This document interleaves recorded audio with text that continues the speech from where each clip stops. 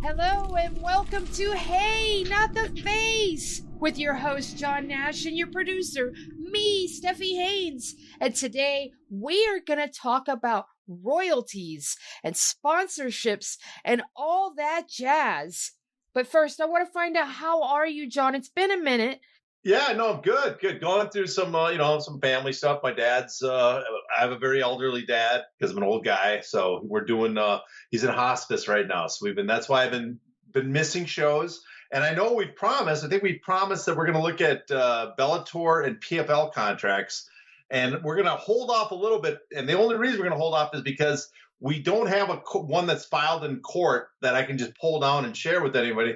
I have to compile multiple contracts from people and then make sure that nothing we reveal is exclusively in one person's contract. We don't want to out the people that gave me the contract. So sorry, it takes a little time, and I've been preoccupied with other stuff. But we got this episode to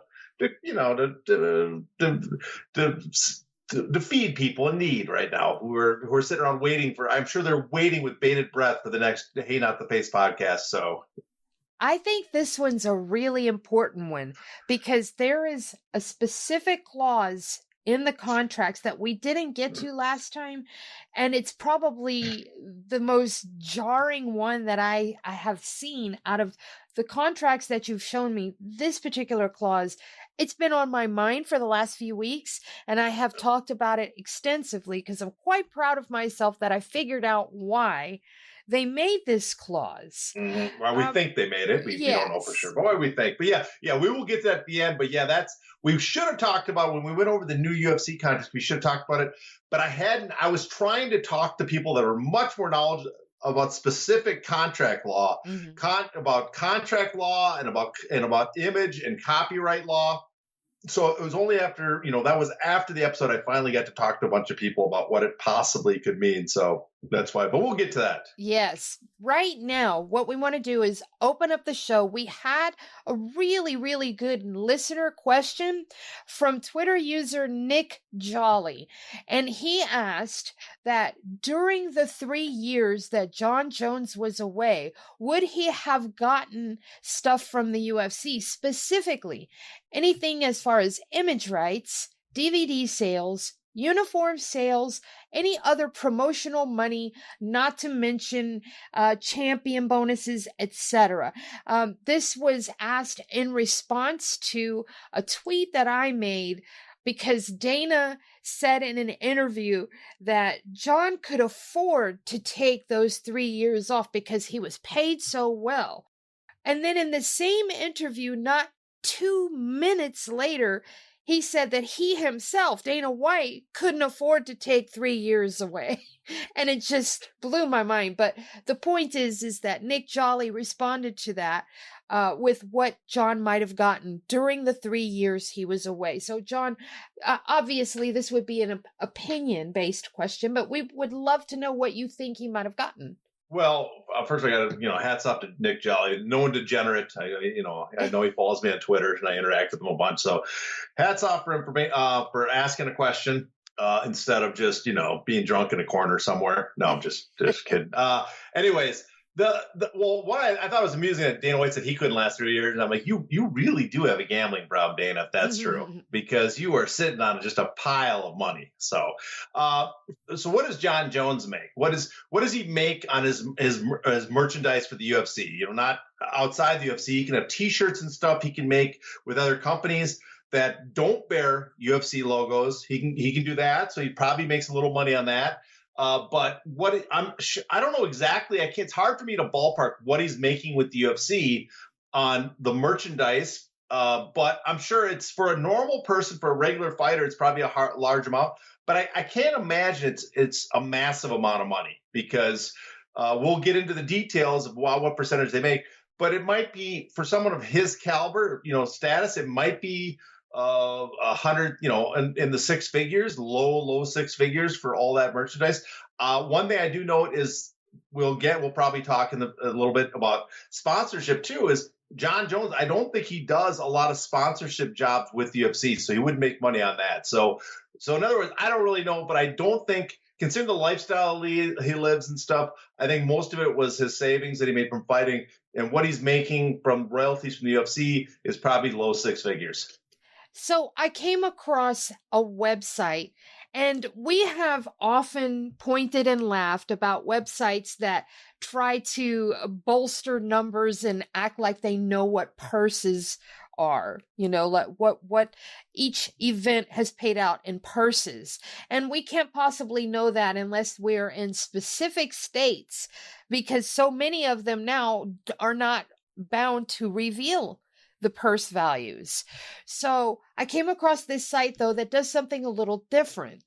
This is fightbookmma.com, and salute to you, because what they do is they only put out articles that show what the Venom pay is. That's it. They don't try to guesstimate what the purses might be with these totals tacked on or anything like that. They make no guesstimates, and I appreciate that. So all we get are the facts here.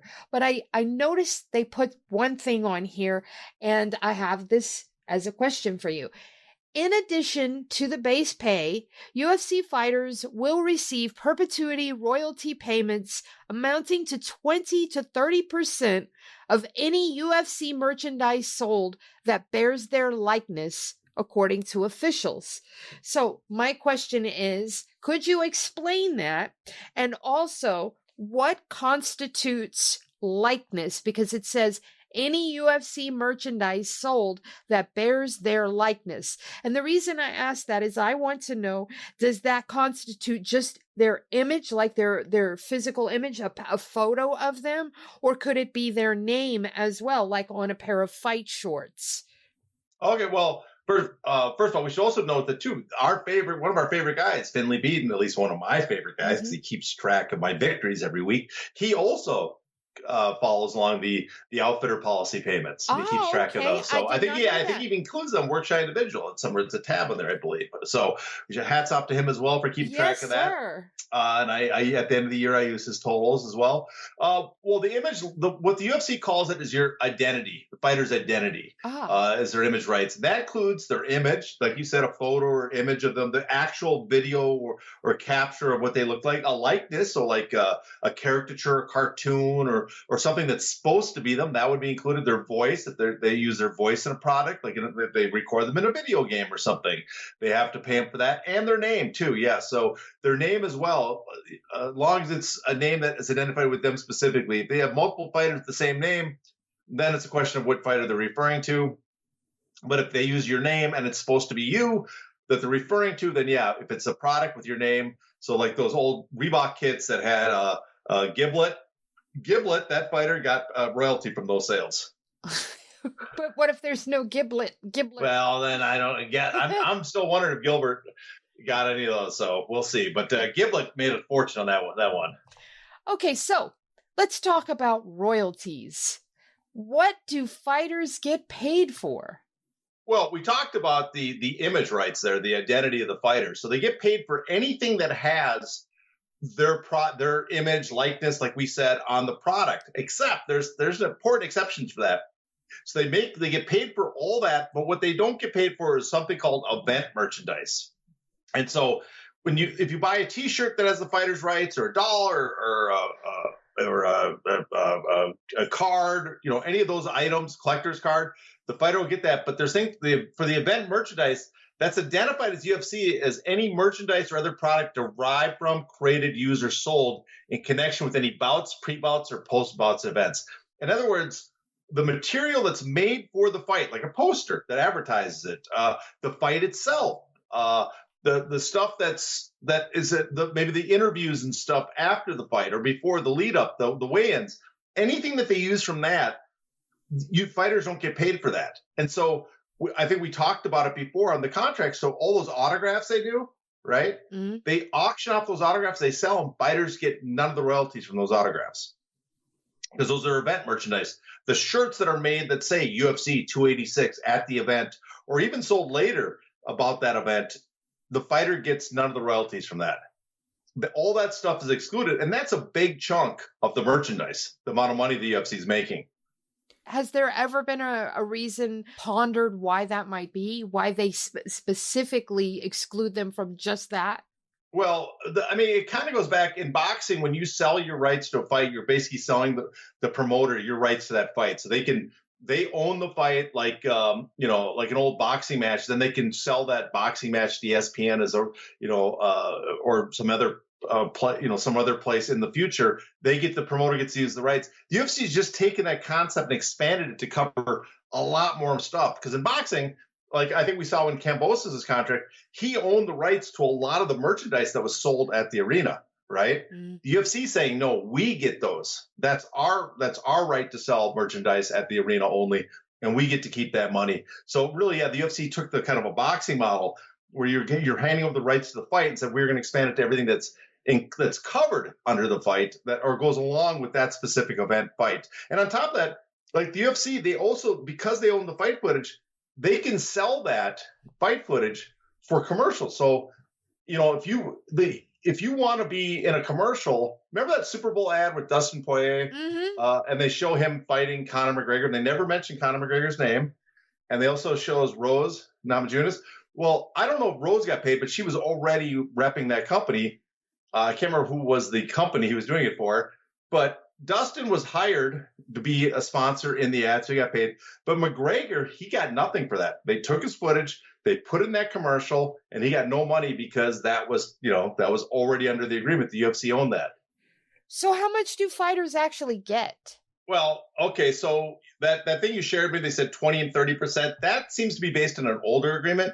The current common, what we see in multiple contracts, the current agreement is merchandise royalties are equal to either 15% of gross revenue or 30% of net revenue. And then the UFC divide, gross revenue is basically when the UFC gets it's basically when they sell, when someone else is selling the product and the UFC gets a cut without having to do anything for it. And then the fighter will get 30% of that. But if the UFC has some part in selling it and then they have to deduct their own costs, their own expenses, all that stuff, then the fighter will only get 15%. And that's considered net revenue because it's after all the other expenses are done.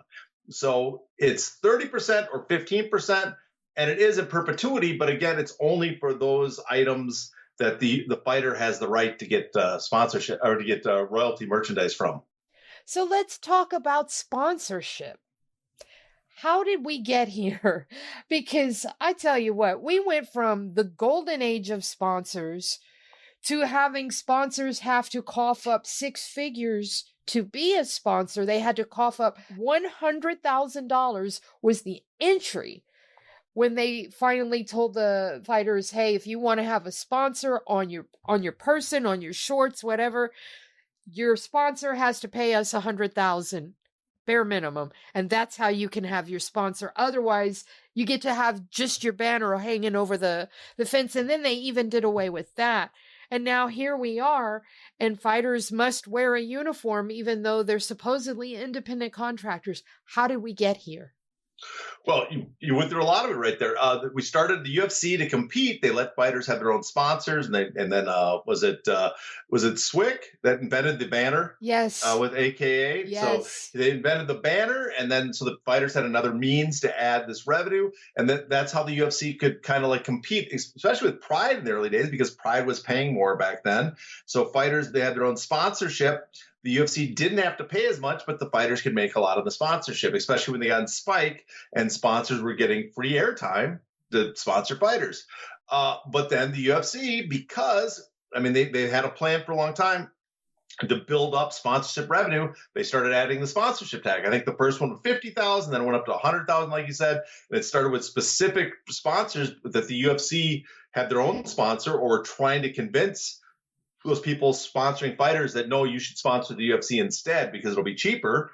The UFC had a sponsor that they wanted or wanted a category of sponsors to become a UFC official sponsor, and so they would tax that. And so that dried up some of the money from the fighters, and it went to the UFC. And then eventually they came up through the uniform deal, which basically got rid of all sponsors. And now the uniform deal, what that did also is it made sure that if you wanted to be in the octagon, if you wanted to, you couldn't go to a fighter and pay the fighters to wear your logo or brand. You had to go to the UFC. And so the UFC's sponsorship revenues just skyrocketed since then. So that's kind of how we got here. It was, the fighters protested a lot, but it was such a slow, it's like the frog in the water, boiling water, turning up. They did it step by step to a point the fighters just conceded. But there was a little bit of pushback. I remember fighters were angry every step of the way. Every time something new was introduced, fighters were angry. But then after a few years, you have a brand new crop of fighters that don't remember what it was like before, and they accept it. Now, I have another question on this. We've reviewed it once before in the past, but for the purpose of new listeners, we should review it again. In the beginning, when we did away with all the sponsors, there were groups that spoke out, mainly the higher paid ones, but then the lower paid ones weren't really saying much. Is it true what they were saying, that the lower paid guys were pretty happy with it because so many sponsors were stiffing them or they weren't able? Well, I think that's partly true because there's a couple things. One, back then there were still the dark prelim matches, right? Mm-hmm. And so you have dark prelim matches. So you are not getting the big sponsors because you are not walking out in front of a large TV audience. So for those fighters who are stuck in the prelims that were, maybe at that time, I think they're on Facebook, or not getting this huge audience, you were not going to make a lot on the sponsors. There's also the thing that the UFC was adding a sponsor tax for years now and had been increasing it. So it was drying up the sponsorship for a lot of the fighters because it was too expensive for a lot of sponsors to get in the cage. And so only the top guys, or not top, but the most visible guys, were getting the best sponsors that could pay them enough. And those guys were still making, a lot of them were making six figures a fight. I mean, it sounds ridiculous, but there's $50,000, $75,000, $100,000 a fight was not uncommon for a consistent main card type fighter, or a consistent fighter that was, well enough known. And so, but because, like I said, they did these steps by step to kind of dry it up, I think, to make sure that fighters, that when they finally did introduce the sponsorship, the Reebok deal, that the majority of fighters would kind of accept it without going ballistic. Although I know tales, I've talked to fighters that before it was introduced, Reebok would come in and tell everybody how it worked. And the Reebok presentation would never get completed because the fighters would just be yelling at them about what happened to my, who's going to replace this money.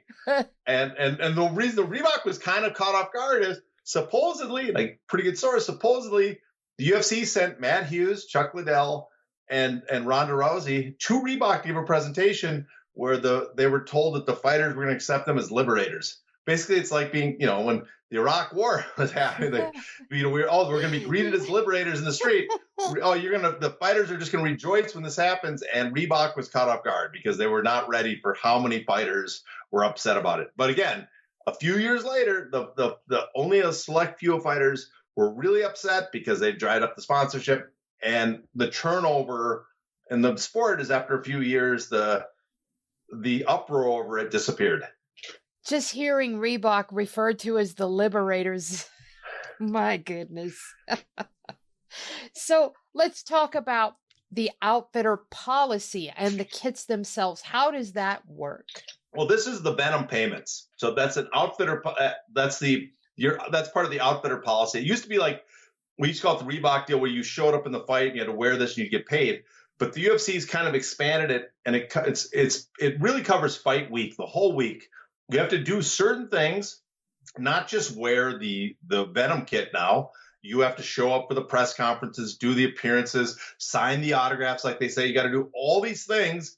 And if you do, you get the amount of money that the UFC's declared that fighters get for the kit. I can't remember the specifics right now, but I think it's like 6,000, 10,000, it goes up in tiers, but you get paid that amount for showing up, doing all the stuff in fight week. Now, they're also in the outfitter policy, although the Venom kit payments don't usually include this, is you're required to do some promotional for the fight. So you might have to fly to another event and appear on TV, 2 months before your fight after it's been announced. You're required to do this, or you might be required to go somewhere else and promote the UFC on TV for an ESPN deal or something. Often the UFC will now compensate fighters for some of these appearances, but in the past, and some of the compensation might come with the outfitter kit. But if you remember in the past, like Roger Huerta had a big complaint, they were flying them all over to make appearances on behalf of their sponsors and not getting paid. And so they've kind of stopped that practice. They pay fighters now to make appearances with sponsors, but in the past they used to take advantage of it. But now it's kind of outlined in that outfitter policy. Sponsorships and appearance fees between fighters and sponsors arranged by the UFC. How does that work? And how much does that pay? Okay, I touched on that just briefly with Roger Huerta because, like I said, he was flying around and other fighters were flying around these sponsors, and a lot of that's covered by the outfitter policy. But in the past, they used to really take advantage of this. But now, what the UFC does is, if you're one of the sponsors of the UFC, and you pay for the UFC, let's say $5 million a year, right? A percentage of that is often set aside to go to the fighters for the fighters to serve as ambassadors or sponsors themselves for the product. So the UFC is basically saying, when you pay us, not only do you get the UFC, not only do you get your logo on the cage, you get access to our fighters to represent your product. I mean, not just in the cage, but to be like basically ambassadors or sponsors themselves. And so the UFC selling their fighters as part of the package. And so the UFC, because of the Reebok deal, now the Venom deal, the outfit policy, a lot of the sponsorship has dried up, and fighters, it's hard for fighters to get access to sponsors because if they have a sponsor, the rival might be in the octagon, so it kind of negates it. The UFC arranges and says, we have this money. How would you like some money from our sponsor to represent him? Like, Justin Gaethje, when he did that, I think it was him and Chandler did that beer ad, right? They're on TV together. That was arranged by the UFC. They hooked up those fighters to be representatives of this sponsor and get paid for them. So it's weird. They're acting almost as managers, right? That's a manager's job, but the UFC, as a promoter, is kind of acting as a manager, and so that's conflict of interest potentially. But so the UFC can set up. That's why a lot of mid-tier fighters are super happy with the UFC because they can't get sponsorship. You remember Jake Matthews was complaining about people complaining about UFC pay. Well, he talked about how he does appearances and gets all these deals. The UFC sets up and makes all this extra money. That's this. The UFC's collecting money from the sponsors, then giving it to the fighters to represent it, but it's a small percentage of what they get. So I'm going to go out on a limb and say they definitely take advantage of this. Oh, you imagine, huh? You think so? Well, as you said, if the UFC is the one in charge of this, you can see how easily it is to take advantage, because if you're on the outs of the UFC, you're not going to get these sponsorship deals. And so that extra income that you might depend on or want is only for those fighters that are in the good grace of the UFC, that are company men. And that's why you see the better company men, using air quotations here, appearing in those ads representing UFC sponsors. Because UFC, my understanding, and I'm not going to Zuffa offices, but my understanding is when a company asks to use a specific fighter, they run it by the matchmakers or Hunter Campbell or Dana White and see if they can use that fighter. Because fighters that are on the outs, that are not re-signing the deal, not taking the fights they want, they might say that fighter's not a company man. He does not get a sponsorship deal. Let's talk about video game rights. What, if anything, do fighters get from the video game? And how long does the UFC get those rights? Well, in the past, when this first became an uproar, when John Fitch was cut from the UFC for refusing to sign, the fighters got nothing from the video game rights. That was the big outrage. They got paid nothing, and the UFC owned those rights in perpetuity. Since then, they've changed it. The UFC, they have 3 years after you sign the contract to use your rights. If they don't, then they're not going to put it in a video game. But if they do put it in a video game, they own the rights to use them in a video game for the duration of your contract plus 2 additional years. After that, they can no longer put it in they can't make new video games with you in it. But they have a large range of stuff as under the terms of the video game. Any video game which features fighting, including without limitation, MMA, wrestling, professional, entertainment wrestling, and individual discipline martial arts, they can use it. So let's say instead of a UFC game that's about the UFC, what if there's like a Mortal Kombat type game or a version of a game that has fighters engaging in professional wrestling? They could use your image for games like that. But it doesn't last in perpetuity. And the UFC pays fighters now. But here's the kicker. It's discretionary pay. It's up to the UFC how much they're going to pay you. They guarantee you if they use you in a video game, you'll get at least one payment. But for each additional appearance in a new updated version of that game, there's no guarantee you'll get paid. And again, it's discretionary. It's up to the UFC how much they're going to pay you to be in the video game. Oh, my God. Yeah. I mean, the restrictive nature of these contracts, it's mind-boggling, Jon. I can't imagine how any manager in good faith could tell his client, go ahead, sign this.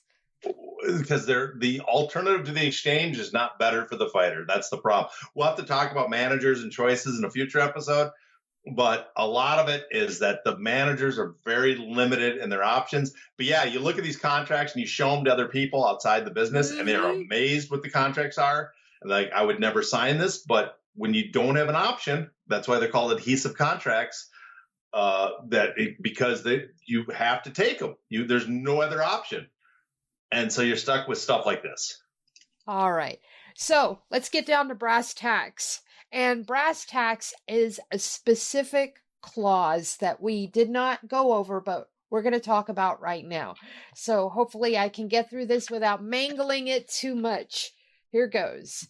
Zuffa shall own in perpetuity UFC content and all of the rights, products, and proceeds in and to, or derived from, the use or other disposition of UFC content, and shall have the right to do all things necessary for the full and complete exploitation and exercise of UFC content, including, without limitation, to secure in the name of Zuffa or that of its nominee, copyright, and other protection to the fullest extent available in the United States and all other countries of the world where such protection is available.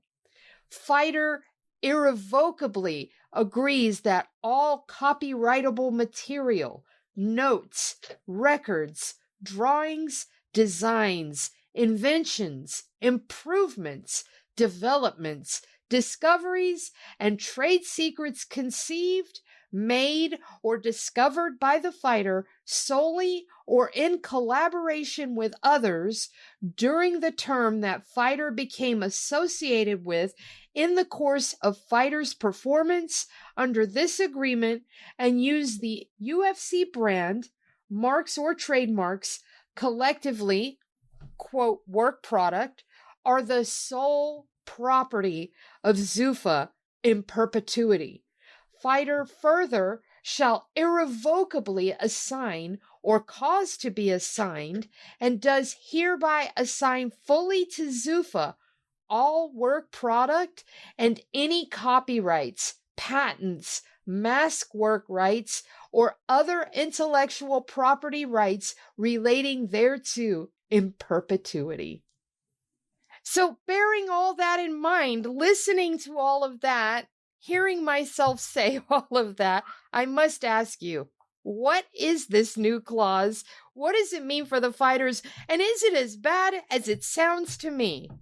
Well, okay, there's two parts to that clause. The first part you read is it's the same language we saw in previous ones, that they basically own everything, right?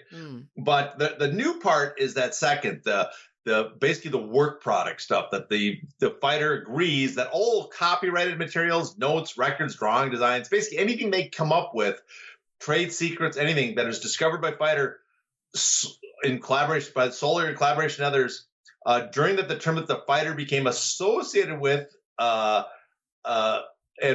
in the course of the fighter's performance under this agreement, and uses the UFC brand, marks, or trademarks, are the sole property of Zuffa in perpetuity.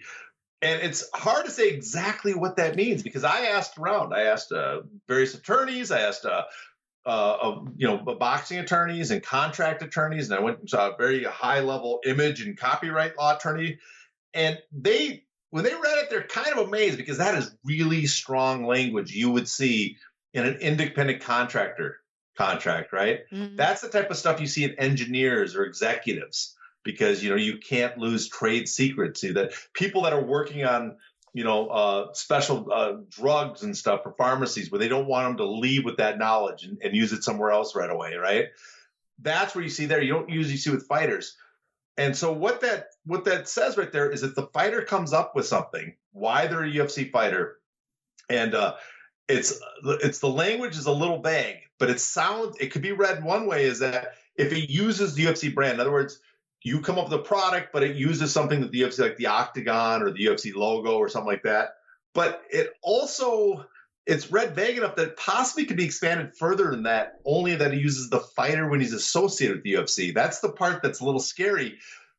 But the UFC gets the rights to that. So if another Conor McGregor, if someone comes up with something like a proper 12 on their own, or a chili, or some other food stuff or some other product, does the UFC get a cut of that? Does the UFC own that? That's the question. I mean, you could probably contest it, but the language is vague enough that maybe the UFC would win in a case because now you got to go to arbitration. You don't go to attorneys, right? Because the new arbitration clause. So the thinking someone told me is that one of the ideas might be it's vague enough and scary enough that the fighter, instead of risking it, might cut the UFC on the deal if they came up with something. What I figured was that this was made in response to the insane success that Conor McGregor had with Proper Number 12. When he and his partners sold their 49% share, it went for like 700 million. And I remember you told me that Conor's share was probably between 150 and 175. That's almost 200 million. That is nothing to sneeze at. And I think the UFC looked at that and said, we want that. That's our money. That's my money. I think you're on. I mean, again, there's no way of knowing. I'm not sitting in the room with the heads of the UFC, but that seems like a fair interpretation. My understanding is that the UFC was frustrated that Conor cut that deal. What Conor did is I don't think his purses are as high as he claims, but what he did very smart is when he renegotiated for UFC 229, my understanding is his purses were only slightly more than what he would have gotten in his previous agreement, but he demanded, part of the agreement was he gets space in the Octagon. He gets some marketing space. And that's where he brought in Proper 12, and that blew up. The UFC, again, I'm going off kind of hearsay here, but I've been told the UFC, some of the UFC brass views that as, oh, we made that for you. You didn't make the Proper 12 a success. It's only a success because you put it in the Octagon. So that really should have been our success. And so it makes sense that they're now doing this in the contract saying we get a piece of all this because in the future, we do not want to see any other fighter do this and we not get a piece of the action. And in fact, there's some people told me that's what they think Dana White's been trying to do with Hollerhead, basically prove that, we can do it on our own. But Hollerhead hasn't had the success that Proper 12 had. That seems to suggest that maybe Conor McGregor was a big part. And it wasn't just because it was in the Octagon, right? That is what I wanted to get to, is because Conor actually unveiled that way, way before anybody thought, because he didn't actually launch it officially, I believe, until 2018, but he unveiled it the night of the Floyd Mayweather fight in the post-fight presser. And I went back and I viewed it as well. He has the bottle with him. You can clearly see the Proper on it. And he says, coming soon, Notorious Whiskey. And he has it in his hand and he's got the glass and you can see that it says Proper on it. You can't see the 12, but you can see the Proper very clearly. And he had it all the way back then, and then they unveiled it in 2018 officially. But I feel like he did that off of the back of all of his fights and his big ass mouth. I don't think the UFC had much to do with it, to be quite honest. But no, I agree with you. But what's interesting about this is because I would like to look forward to future contracts. I'm going to give my hands up because of the new arbitration clause. One thing to look for is are these this section going to get even worse for fighters, right? Is it going to get even more in the UFC's favor because they have a thing where you can't be part of a class action and you have to go to arbitration. They're kind of protected. I could see them making this language even stronger for them. And I wonder, people like Sean O'Malley that have these big plans to be the next Conor McGregor. Was this in your contract? I would really like to know for Sean O'Malley, was this in his contract? Because he represented himself. I'm not sure that him representing himself, was he able, did he point this out and say, I need this removed? And did they remove it or not? Those are things I'm very curious about. And I'd like to know going forward. Oh, me too. And that is what spurred on this whole conversation. Is I remember going to you and asking you, what did you mean? And when you showed me this clause, I was just floored. So my next question to you before we wrap this up, you said they could make this even more restrictive. How? Tell me an example. Well, I think one way they could do is they could take out some of the vague language about using the UFC brands or marks or trademarks, right? Okay. If they got rid of that, then basically, yes, anything you came up with while under UFC contract, they would own the rights to. So that would be, I don't know how that would hold up in a court, but again, you don't go to court anymore. You go to arbitration for anything in the contract. So, and it's language like that might be so intimidating that if a fighter did have either they're just not going to make the products, or if they did, they would have to go to the UFC and say, what kind of deal can we strike that I can have this product? See, another guy would be interesting to talk to is Dustin Poirier about that, because he has his hot sauce, right? Uh-huh. I don't know what is the deal if he did something like Conor before they introduced this provision, and so he owns it himself, or was something like this included in his new contract? Things like that. Did he have to cut the UFC on the deal with his product? I don't know. Those are things I'd be interested in seeing. But this opens up a whole new avenue for the UFC where they can get, before fighters, it's interesting because before fighters had managers that would look on ways to increase their purses.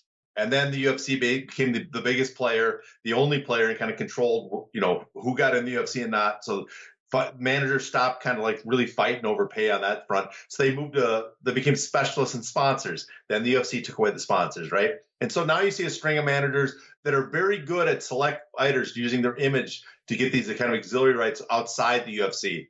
And now the UFC seems to be taking that away. Wow. I don't even know how this is legal, but I imagine we're going to find somebody that's going to challenge it at some point, right? Maybe. I mean, one thing you don't see a lot of people challenging the UFC. Yeah. It's just a handful. It's an uncommon thing for people to do because the UFC has a huge amount of resources and a lot of stuff in their favor. And so I guess maybe, I mean, there's a lot of stuff people have told me they don't think would hold up in a court, but first you need standing and then you need the resources to challenge them. And you no longer can you do a class action. So that probably dwindles the number of fighters that could possibly challenge them just to a handful. Could I ask one last question, specifically about the arbitration clause? Yep. Does that clause only bar you from doing class action lawsuits, or does it bar any lawsuit? Well, what it bars is you can't do a class action, so you have to represent yourself, and you can't go into a court. You can't go into a state or federal court. You have to go to arbitration with any disagreement in the contract. So it bars you technically from any lawsuit, okay, except for stuff that's technically illegal that has nothing to do with the contract. Okay. But bars you, so anything in the contract, disagreements about anything in the contract, you have to go to arbitration. You can't go into a regular court. So what do you have for us in the future? Well, we're going to try to get, I know we're going to try to get the other PFL and Bellator contract episode done. I guess probably we'll talk about managers coming up. That seems to be something worthwhile talking about. Yes. Hoping some surprises coming up, but unfortunately, also, like I said, I have some family issues I got to take care of with my father. So we're going to really try to get the contract episode done, but I might be out of the loop for a few weeks. So, on that fine note, do me a favor, follow this guy on Twitter because that is his only social media. He is at Hey Not the Face. You can follow me at Crooklyn MMA. If you want to subscribe to this show or any of the other Bloody Elbow shows, we are now on Substack. Get over to bloodyelbowpodcast.substack.com and subscribe. So until next time, please stay safe. It's not in the face! Thank you.